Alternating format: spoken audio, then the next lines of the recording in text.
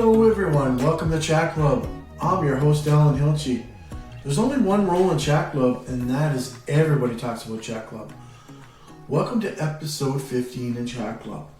In this episode I'm going to explore bullying in the workplace, the negative impacts, and also some helpful coping mechanisms to deal with bullying in the workplace. So firstly, I'd like to take the opportunity to thank my first sponsors on my podcast. So they're local sponsors.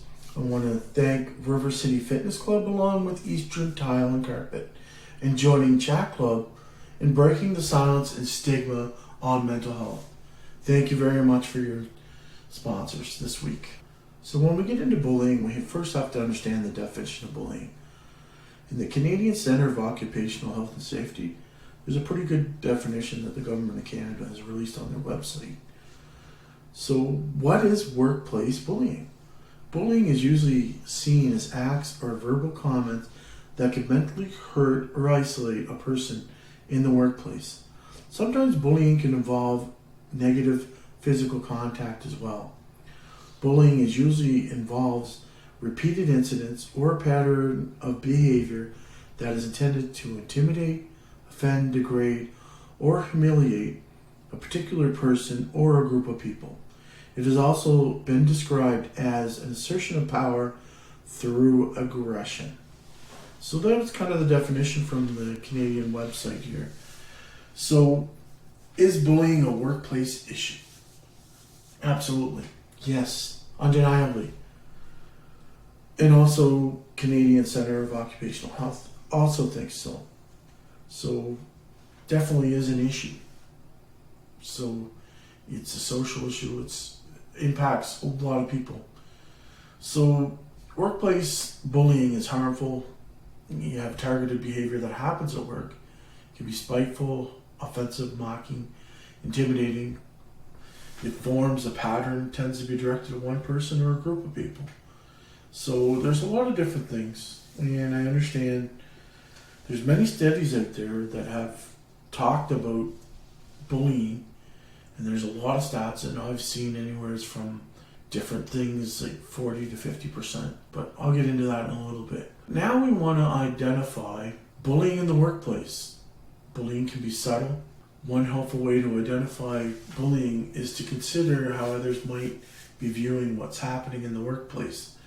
This can depend at least partially on the circumstances and when it happens. If most people see it as a specific behavior, unreasonable, unjust, it's usually considered bullying. Kind of seen a website on Healthline that kind of talks about the types of bullying. I'm just going to go through them. I kind of like how they're set up. We have types of bullying. We have verbal.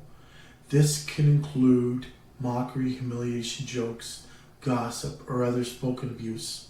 Intimidating. This includes threats, social exclusion in the workplace, spying, or other evasions of privacy. Another one is related to work performance. Examples including wrongful blaming, work sabotage, interfering, or stealing, or taking credit for their ideas, other people's ideas. Happens a lot. Retaliatory. In some cases, talking about the bullying can lead to accusations of lying, further exclusion, refused promotions, or other retaliation. It can happen. Institutional. Institutional bullying happens when a workplace accepts, allows, even encourages bullying to take place. This bullying might include unrealistic production goals, forced overtime, singling out those who can't keep up. Bullying is a behavior that is repeated over time. It sets apart from harassment, which is often limited to single instance. Persistent harassment can become bullying. Since harassment refers to an action toward a protected group, it's illegal, unlike bullying. So early signs of bullying can very much vary through the time. Here's some examples. If you notice coworkers may be quiet or leave the room when you walk in, or they simply ignore you. You may be left out of the office culture, chit-chat, parties, or team luncheons, or other functions.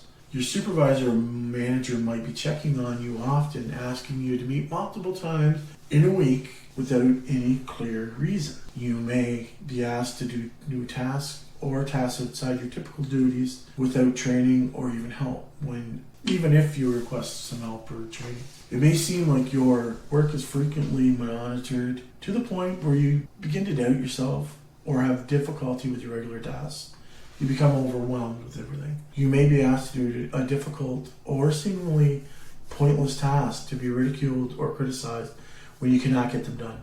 You may notice a pattern of your documents, files, or other related items or personal belongings seem to be going missing. These incidents may seem random at first, but if they continue, you may have to worry something did cause them or fear that you'll be fired or demoted. So thinking about work even on your off time may cause anxiety or dreadful. I've had that. That's the biggest thing you have to look at. So, you look at different things and you look at the bullying and it happens on a daily basis. Who gets bullied and who does the bullying? So again, on the helpline here, there's a good study that was done in 2017. I know it's 3 years later to where we are today, but it probably reflects pretty accurately. Anyone who bullies others. About 70% of the bullies are males and about 30% are female. Both male and female bullies are more likely to target women. 61% of bullies come from bosses or supervisors. 33% comes from coworkers. The remaining 6% occurs when people at lower employment levels bully their supervisors or others above them. Protected groups are bullied more frequently. Only 19% of bullied people are significant stats, isn't it? Bullying for managers might involve abuse of power, including negative performance reviews that aren't justified, shouting, threats, firing, insults, demotions, denying time off, transfer to another department. People who work at the same level often bully through gossip, work sabotage, criticism. Bullying can occur between people who work closely together, or it happens across departments. People who also work in different departments can more likely to bully through email or spreading rumors. Lower level employees can also bully those above. For example, show continued disrespect for their manager, refuse to complete tasks, spread rumors about the manager, do things that make their manager seem incompetent. So, that's a few things. Research from the Workplace Bullying Institute. People believe that targets of bullying are more likely to be kind, compassionate, cooperative, and agreeable. Bullying may occur more frequent in work environments that are stressful, changes frequently, have heavy workloads, unclear policies about employee behavior, have poor employee communication and relationships, have employees that are bored or worried about job security. Real negative impacts. Wow, absolutely. How can bullying affect your health? So bullying can have significant effects on your physical and your mental health. Leaving a job or changing departments could end the bullying, but it isn't always possible in life. You have your job. It's really hard to find other jobs in the world right now. Even when you can remove yourself from the bullying environment, the impact of bullying can last long after the bullying is stopped. Traumatic experiences, or you just keep thinking about it. It can really affect you in various ways. The physical effects of bullying. So if you are getting bullying, you may experience feeling sick or anxious before work. When you're thinking about coming to work in the morning or at night when you're getting ready for bed, there's a lot of different things. Having physical symptoms such as digestive issues, high blood pressure, getting ulcers, various different things that can happen to you physically. You can also have a higher risk for type 2 diabetes because of the stressful impact on the work environment. As I said before, having trouble waking up or getting good quality sleep, having somatic symptoms such as headaches or decreased appetite. Now, these are the physical symptoms that can happen with bullying. Now, I'm going to get into the psychological effects of bullying, which mental health affects. Thinking about and worrying about work constantly, even in your time off. Dreading work and wanting to stay home. Needing time off to recover from stress. Losing interest in things you usually like to do. Increased risk for depression and anxiety. Suicidal thoughts. Low self-esteem. Self-doubt. Wondering if you imagined the bullying. So, it does really affect people. on a mental aspect and physical. Mental things that can happen and they have to work through it. I mean, this is pretty heavy stuff that can impact your workplace. And nobody wants to be in that type of position. How does bullying affect the workplace? Well, it affects it in a lot of different ways. Financial loss resulting in legal cost or bullying investigations, decreased productivity and morale in the workplace, increased employee sick time, absences, high turnover rates, poor team dynamics, reduced trust effort from loyal employees. These are some impacts, and this is mostly for the employers. This can happen. I want to get into the different things that, I've talked about different aspects, the mental health, the anxiety, the depression, low self-esteem, suicidal thoughts by these people doing the bullying. So I want to get into the helpful hints. What do you do if you're being bullied at work? Is there different ways that you can help, some coping mechanisms that can help you? Absolutely. There's all kinds of them. Now, when we get into this, everyone talks about, don't be a rat, don't be. But at the end of the day, you are the person that's going to work. You want a safe environment where you're working. You want to be stress-free, and the only stress you want is doing your work. And at times, hopefully, that's not stressful. A lot of times, it's your coworkers in stressful environments that stress you out. It's not the work. I know in my workplace, sometimes it's my coworkers being negative, or you can see them having negative impacts in their attitude and behaviors. I've had some supervisors that have been really nasty, and it impacts you. It definitely does. You second guess yourself. You get into the no confidence. And then you become a negative Nelly because you don't feel good about yourself. You don't feel good at work. You don't feel you're being a positive impact. So, these are various things that happen. So now I'm going to try to get in some helpful hints and some positive coping mechanisms. So what if you're being bullied at work? When experiencing bullying, it's common to feel powerless, unable to stop thinking about it. If you stand up to the bully, you may be threatened or told no one will believe you. And if it's your manager, you may wonder who to tell. First, take a moment to remind yourself that bullying is never your fault. Absolutely not. Regardless of what triggered it. Even if someone bullies you to make you seem like you can't do your job, bullying is more about power and control, not about your ability to work. These people need to bully and take over and it's a power and control. They need to dominate people. To begin to take action against bullying, these are some of the progressive steps that you can take. Document the bullying. Keep a track of all bullying actions in writing. Note the date, time, where the bullying took place. Other people that were in the room is important because you need witnesses. And maybe these other people, sometimes people stay out of it because they don't want to be bullied. But if someone stands up and takes notice and says, you know what, I've had enough, I'm not taking this anymore, that is good. So when it really comes down to it, keeping documentation on the bullying is absolutely essential, I think. Making sure that you have your days, times, who, what, when, where, and what happened, and write a little blurb each time, and you document it and you keep it. It's very helpful because then you're right on top of it. This happened, this. Saving physical evidence. Keeping threatening notes, comments, emails you receive, even if they're unsigned. If there are documents that help prove bullying, such as being denied PTO requests, personal time off, overly harsh commentary on work assignment or assigned work. And but just keep these things in a safe place. If you have physical evidence, send the email to work, send it to your personal email, print it, keep it in a binder along with your other stuff. Keep documents and keep a progressive file on it. And keep it where no one knows about it, because people find out about it, then they're going to take it. So maybe you're better off taking this home and leaving it at home instead of at work, because people like to snoop. Report the bullying. In every workplace, there's legislation on bullying. And I know in Canada, there's legislation around that, health and safety. Report the bullying. So your workplace may have a designated person you can talk to.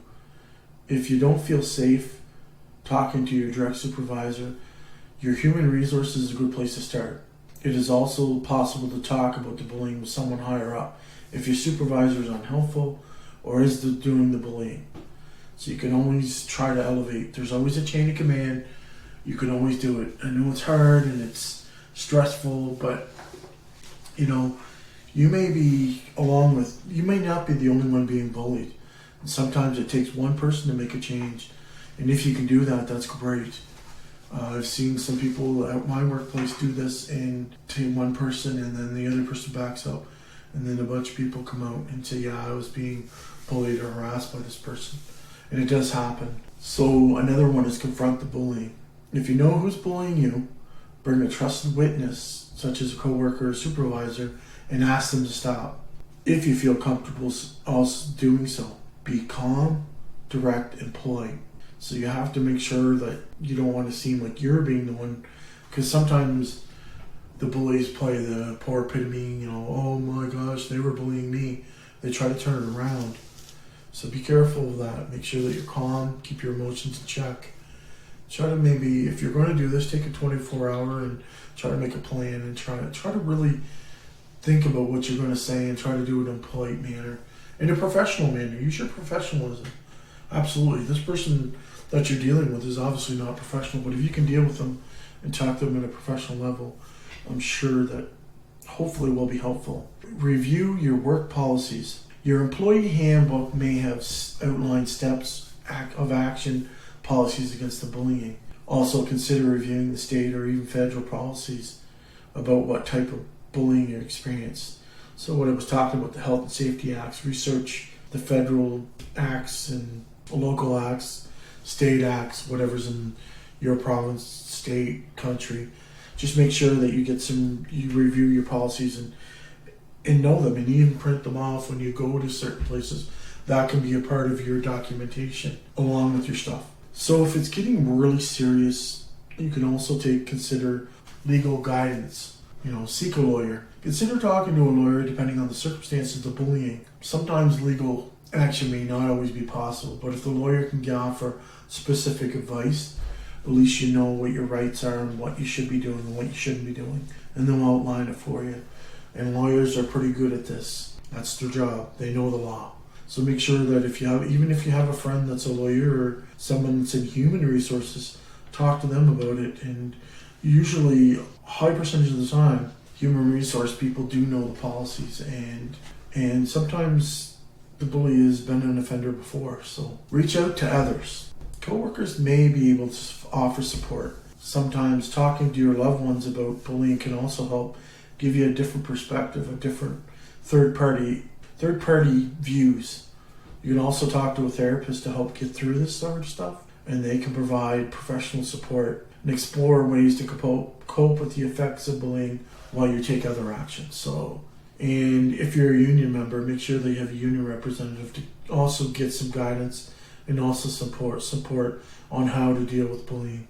So if you're in a union and it's against another union person, you have to tread very lightly sometimes. You can also look at your employer's assistant program, EAP, and it also can help with some resources and addressing various issues that can affect your mental health and your overall well-being. So make sure that you look into this. There's also, suicide prevention and different things that you can have if you're having thoughts. And, there's a suicide prevention line, 24 hours a day, local. Look it up. Use them if you ever feel like that. So legal rights. There currently aren't any laws against workplace bullying in the United States. In Canada, I think there is. Pretty sure that's why we have occupational health and safety. There's legislation in that enforces businesses to make sure that they have policies in place in their workplace. How to help when you witness bullying. Here's one. If you witness bullying, speak up. People often say nothing out of the fear they'll become the targets. But ignoring the bully continues the toxic work environment. Workplace policies against bullying can help people make a safer environment about speaking up when they see bullying happen. If you see bullying happen, you can help by offering support. Support could involve acting as a witness, or a person targeted wants to ask the bully to stop. You can also go to the HR with your coworker. You can offer support, be that confidence booster that, I've seen it, I'm going to support you sort of thing. Very helpful for the person. Listening. If your coworker does not feel safe going to HR, they may feel safe like you listening to what's going on. And often they're looking for validation. Is this going on? Am I crazy? This is not right. You've seen that. This is not right. You can validate a lot of that if it is. And sometimes you can validate whether, well, the worker is just offering you constructive criticism too. So it works both ways. It's a double-edged sword. Reporting the incident. Your account of what happened could help management team realize that there is a toxic environment in the workplace. So reporting an incident, even if the person doesn't want to, I know the person will be upset and doesn't want to be targeted. It's kind of like bullying with kids. A lot of the kids don't want to be, no, don't report it because they'll just target me harder. Well, you have to band together. Staying close to your coworker. When possible, having a supportive coworker near may reduce the instances of bullying, may reduce anxiety, different things that happen. Takeaway of all this is it's a serious issue in a lot of different places. Many companies have zero tolerance policy, but sometimes bullying is almost a culture in it, and you have to put your foot down sometimes, and it's not easy doing this, like being bullied. And there's been some times where I've done it and I've hurt people's feelings, and I had to be the bigger man, say, you know what, I'm really sorry, or I've said some hurtful things. So now I'm going to get into the mental health aspects. Mental health harm. Workplace Bullying Institute is kind of a site that I'm looking at, and I've got some information from it, and it talks about bullying is often psychological harassment or violence. What makes it psychological is the bullying impact on the person's mental health and sense of well-being, which is pretty significant. So there's a lot of stressors, a lot of different physical impacts and emotional impacts. So psychological and emotional injuries. Now I've talked about this on several podcasts about not seeing the mental injury. Like the bullies won't see it, no one else will see it. Oh, you're not hurt. But we don't know what's going on in the brain or what's going on emotionally. And a lot of these bullies don't understand the impact. They think it's funny, they think it's, a joke. They think, well, I can control the person. Sometimes they have a lot of things going on in their own life, and this is a sense of control. If they can control a person, here it's what they desire to do. The biggest thing about this is you'll have to take care of yourself. Psychological and emotional injuries. Anxiety at 80%. Panic attacks at 52%. You have clinical depression to a new or a previous person at 49%. Then there's institutional post-traumatic stress, PTSD, from the abuse. That's at 30%. I remember Nikki Brogue having on. She got married. She talked about this in my podcast in number 4. She talked about institutional PTSD that was from her managers and the type of stress and bullying that she dealt with at that point. Guilt for allowing the bully to control you. Shame. Desired result of humiliating tactics by the bully, the sense of deserving. I deserve the bad fate. No, you don't deserve it. Overwhelming sense of injustice. PTSD is a result of the environments that traumatize in those working conditions, and there's little predictability or control.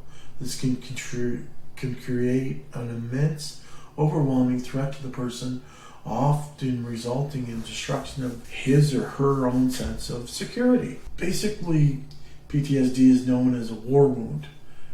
It is actually possible for anybody whose coping mechanisms have been overwhelmed. It happens in child abuse cases, domestic violence cases, and in the workplace. When a worker suffers PTSD in the workplace has become basically like a war zone. So please know that these are injuries. Depression starts in the bullied workers who've never experienced it before. For the person who's previously depressed or successfully managing it, and it accelerates the condition. Bullying causes the injuries, psychological. It really hurts the person. When we get into bullying and in the economic, these people are off on sick leave because of this. Make sure that if you are having these issues, get some help. People want to listen, they want to help, they want to correct it. Don't think that you're alone. And it's okay that you're not okay. Because in the end of the day, there's someone out there for you. There's a National Suicide Prevention Lifeline at 1-800-273-TALK, which is 8255. Rewind it if you need it. But there's always someone out there. There's always a suicide hotline. There's always someone there to talk to you. Employee assistance program usually is set up on every different company. Hopefully that's what it is. So I mean, different things. It's just unreal, the place. And I never knew how serious it was until I started looking at it. Excluding your workers, different things like that. And I've seen it. So I mean, there's a lot of studies out there that bullying does take place. I mean, be careful what you do and how you do things to people. Be accountable for your actions, and if you do hurt somebody's feelings, please be professional enough to go back and say, you know what, I'm sorry. But a lot of people don't want to do that nowadays. They'd rather just dominate, and I don't think that's the right idea. So my take on this being bullying in the workplace. Now, I've talked about this before. I've talked about my workplace being bullied. I was bullied by a supervisor for probably 5 to 6 years, and this is the point where I was basically mocked. If I'd be brought in for discipline, I'd be mocked, and they would come over the table and say, how does that make you feel, after they have a bunch of jabs and say, I don't know your job. I think you're the worst person at the job. I don't know why you're a correctional officer. Why are you here? I dealt with that bullying and harassment and intimidation for a lot of years, and it impacted me, and I didn't know how to deal with it. I tried to deal with it a few times, but it just didn't come back the way I wanted. I didn't have the support. The person was the bully. He was the head supervisor of the whole thing. I was lost, and I was alone, and I had nobody to talk to. How did I make it? I don't know. I was a negative Nelly for a lot of years. I was hateful, hated my job, made my points very valid, always resisted management in whatever decision, whether it was good or not. I was hateful. I was put in a position to fail because I had no support in my system. I find in my workplace now it has changed drastically, and how people manage people. There's more empathy, there's more professionalism, there's more focused on delivering the message better, delivering the message so it doesn't sound like you're a complete oof at your job or you're terrible. It's put in a way where these are things I think you need to improve on. I'd like to help you. How can I help you? There's a lot of that now in my workplace. How can we help you? There's more focus on mental health. It's starting to become more of an issue with correctional officers on a daily basis with mental health. And a lot of people, I brought up and when I was from other correctional officers, you never show your feelings, you hide them because you don't want to become a weak link, or people bugging you, or people harassing you, or you always had to remain the tough one. So sometimes being the negative person was being tough, putting the shield up and not validating what's going on the inside. And I struggled with this for years upon years, dealing with the harassment, the bullying. Well, here I am 20 years later, and I'm here. I'm in a better place at my workplace than I've ever been. And that's because I've chose not to let that dictate who I am today, how I was treated. But now I know how that feels. It's no different than what I was doing, when I was talking to other people about bullying in the workplace, and talked about it with many people. And it's a horrific, it's a terrible feeling. But I don't let it define me anymore, that moment, that person. And that person knows who he is. And he's done it to numerous people. And I don't know how he got away with it and still gets away with it. How no accountability, and they sweep it under the rug or anything like that. They should be made to apologize. They should be made to, I affected you and I apologize. But there's none of that. I do talk to the person. I've talked to him several times. And I've kept it professional. Kept it very professional and unemotional, because I don't want to get violent, and I don't want to get hateful, and I don't want to do that stuff, because that goes against everything that I'm trying to do for myself. Don't want to be put in the situation where I look like the idiot lashing back. I have to be the bigger man. I have to step up and I have to find coping mechanisms, which I have. Being a better correctional officer, helping other people, paving it forward. People need a hand, doing little things. Not even if it's my task, I'm still doing stuff because that's what it takes as a team in a place of work. It's teamwork that makes a better workplace. And I think that these people that are bullies need to be held accountable. And I think people need to stand together. And it's not a witch hunt. It's changing the behavior, changing the dynamics to make it a better working place. Because I know my workplace is a negative environment before you even step in there. And I remember those days that were depressing. And I did have mild depression and I did have a lot of things. And I had nobody to talk to. I didn't want to burden anybody. I didn't want to burden anybody with the dynamics of what I was going through and how I felt. How I made it to this point, stubbornness, willing to work through it and doing what you can do, faking it till you make it, faking that you're okay when you're not. And I'm very fortunate that I've been to the point where I've got through this stuff and I've been an advocate for other people in my workplace, and I'm trying to establish different things in my workplace, trying to be the advocate, trying to have a worker advocate for people that come into mental health issues or any kind of issues that impact their workplace. Because at the end of the day, we only have each other in this workplace and the clients get taken care of, but we don't. So we have to do that for each other.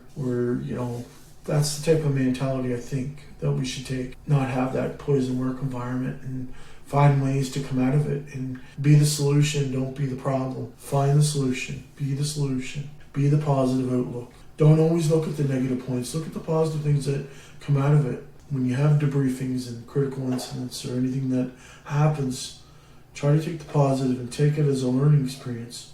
I've learned so much in my 20 years. I've learned so much about what life is and how to react and how to be. I'm a better worker now than I've ever been. I've had much more positive comments to me from my supervisor than I've ever had. But that's a change in supervisors. Now, you talked to me about 15 years ago. No, not a bit. I was being bullied. I was being intimidated. I was being harassed. I felt like I was picked on. Anything I did wrong, someone else would do the same thing, but they were getting hauled up front. But I always was. I was always being spoken about different things that I did. The focus was on me. I had an X on my back. I did. I know I did. Because I felt it every day. Tiptoeing on eggshells every day at work. Stressful. Gained weight. Got depressed. Didn't want to do anything. Didn't want to be the person to be the one to do the change. I didn't want to just suffer to my own silence and my stigma and just didn't understand what I was going through. Didn't understand why it was happening. Was I that bad of an employee? Was I that terrible? The constant self-checking of how I did as an officer was unreal. And no positive feedback. It was all negative. You're this, you're that. Because the impact of the supervisor on the other supervisors, it was unreal. It was horrible. I dealt with so much, it was unreal. But I was alone in that struggle. The struggle has taken me to this podcast. And what I've learned is be the one that takes the stand. Be the one that says no. Be the one that wants a good environment to work in. Be the one that steps up for other people that can't talk for themselves because they're feeling as bad as you did at one time. Be the motivation to change your workplace. Take the positive steps to get rid of the toxic, poison environment. Call people on their stuff when they're talking about somebody or they're talking about an issue. Be the one that stands up and talks about how good that person is. They're talking nonsense. Be the one to break up the rock piles of negativity. Be the person that changes your workplace. Because the only way it's going to make you feel better, and you're going to take a leadership role, and you're going to start developing skills because of what you do and how you're going to be perceived from other people. The professional attitude and the professionalism that you display on a daily basis. You're the one that can change your work environment on a daily basis. Your attitude and how you progress into work, how you deal with people, how you don't take the shenanigans, how you say, you know what, I don't like the way you talk to me. I think you need to change your message. I don't like it. You need to change your ways. Be the one Don't be the one that sits back and watches other people be abused. Support other people. That's what we have to do in a workplace because we only have each other. It's humanity and it's the right thing to do. What I can take out of this is be the person that changes. And I know you can. You can do this. There's a lot of help out there. There's counseling.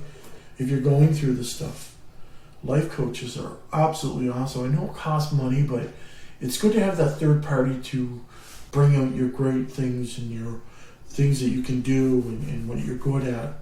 And you have to, and complimenting someone because they've done a good job. People deserve to get opportunities because they work hard, because they know what they're doing. And there's nothing wrong with that. And if you want to be as good as the other person, you have to work hard. So in conclusion, take ownership and control of your own destiny. Be the one that is the one that's the positive. Try to be positive for others. Try to be the rock for others. But don't forget about yourself, self-care, health. In other previous podcasts, I talked about coping mechanisms to help you with anxiety and different things, and mental health. Get the help if you need it. Don't sit there and suffer in silence, because you're not doing yourself any good. Your spouse, your wife, your kids, your siblings, your co-workers. If you need the help, go get it. But be an advocate. Break your silence. Break the stigma. Mental health is an injury we don't see every day. We don't see it. You go to the hospital, you go to the ER, and you see triage, and people put wounds into categories. Mental health is such a different aspect in our society right now, and taking a stand and supporting these mental health initiatives is crucial for our society, because I don't know how long I suffered with mental health, but I've managed to pull myself out of a dark hole, and I know you can. It just takes time, stubbornness, ambition, willing to change, and I think you can do it. So in conclusion, I just want to say, I know that you can do it. I've done it. I'm the most stubborn person, and I can get negative in a hurry, but I've done this. I want to take a little bit of time to also thank my sponsors again. I want to thank River City Fitness, and I want to thank Eastern Tile and Carpet for their sponsorship. It means so much to me that they're on the journey with the mental health journey and breaking the silence and the stigma. It's really nice that businesses take an active role too. So it shows that they're a part of the community. I think it's absolutely awesome. The owners are fantastic. Please check them out if you're local. But I just want to end this. I want to end this in a positive note. The onus is on you being a leader. How you demonstrate is how people learn how to act in a business and in the workplace, and how to be professional. You lead by example. Be the example. So I just want to say thank you very much for listening. Now, February is a real bad month. Not a bad month. I'm just saying that a lot of depression happens and suicide happens. My next episodes are going to be on suicide. I'm going to look at correctional officer suicide. I'm going to look at a lot of various things. Please share. Please look on my Facebook and like my page. Love it if you did. Chat Club. I want to get worldwide. I want countries. I want everybody talking about it. And if you like my page, I do a lot of sharing through my page with my podcast, and you can share to other people that might be in a time of need, or it might be an episode that they just need. I've had so many good comments about podcasts that I'm doing. It makes me good when I do this and help people. So make sure that you're being kind to other people. Make sure that you're good to other people. And I thank you very much for listening, and thank you for being loyal to me. I'm going to keep doing this. I'm going to keep pressing on. I'm Alan Hilchey. This is Chat Club, and I'm going to talk to you really soon.